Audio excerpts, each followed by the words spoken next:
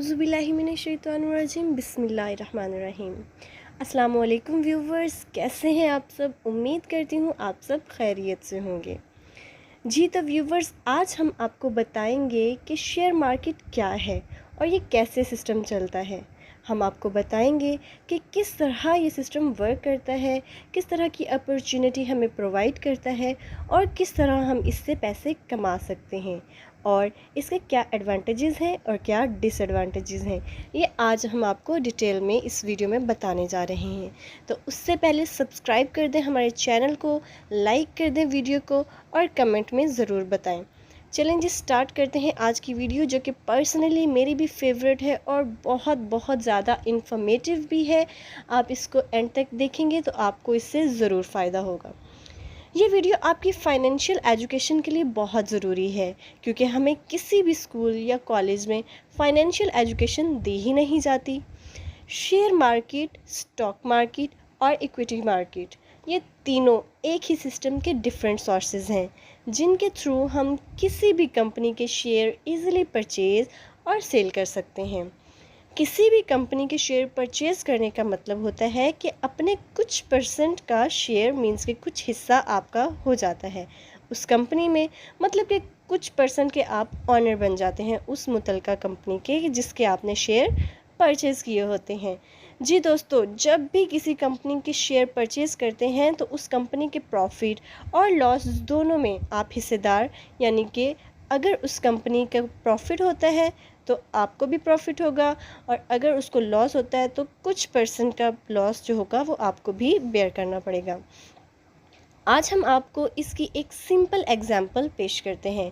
आप कोई small business start करते हैं तो आपको पैसों की कमी है, तो आप अपने किसी फ्रेंड के साथ पार्टनरशिप कर लेते हैं। जबकि फ्यूचर में प्रॉफिट होगा तो उसमें से आपके फ्रेंड का भी शेयर होगा जितना उसने इन्वेस्ट किया होता है आपके बिज़नेस में।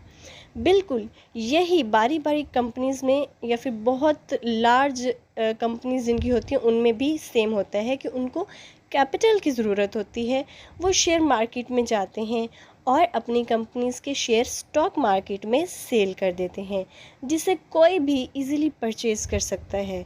तो होता क्या है कि आम लोग उस कंपनी के शेयर को परचेज़ करते हैं, उसमें कुछ हिस्से के पार्टनर्स बन जाते हैं।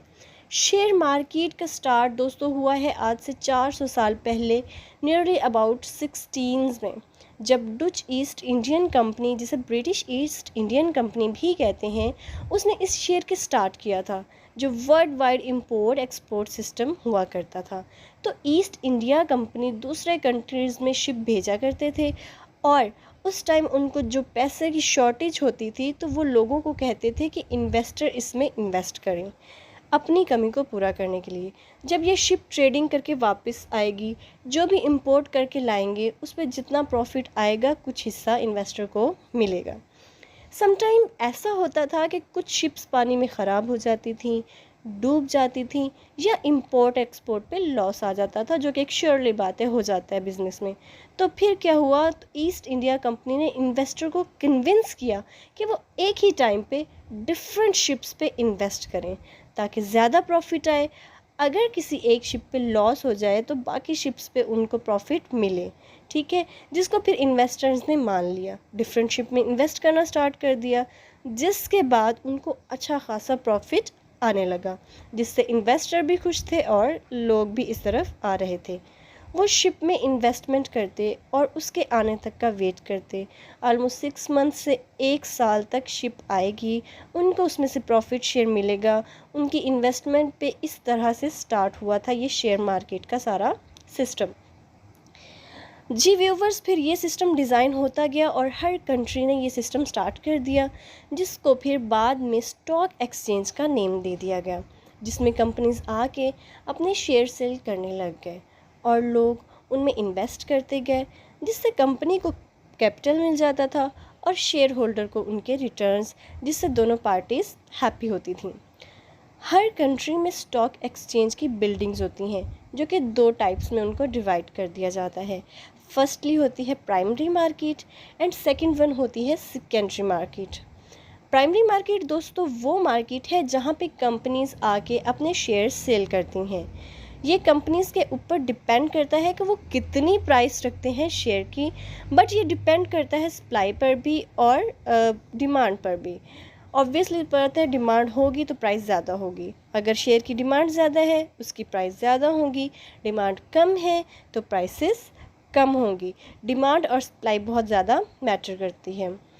इंटरनेट के आने से पहले आपको स्टॉक एक्सचेंज जाके फ़िज़िकली शेयर को परचेज़ करना पड़ता था।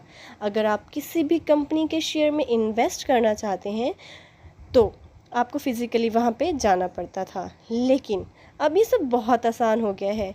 जैसे आप इजीली घर बैठ के इंटरनेट की हेल्प से इजीली परचेज़ कर सकते हैं, जिसके लिए आपको सिर्फ एक बैंक अकाउंट की ज़रूरत है, एक ट्रेडिंग अकाउंट की ज़रूरत होती है, जिसके थ्रू आप इजीली शेयर सेल और परचेज़ कर सकते हैं।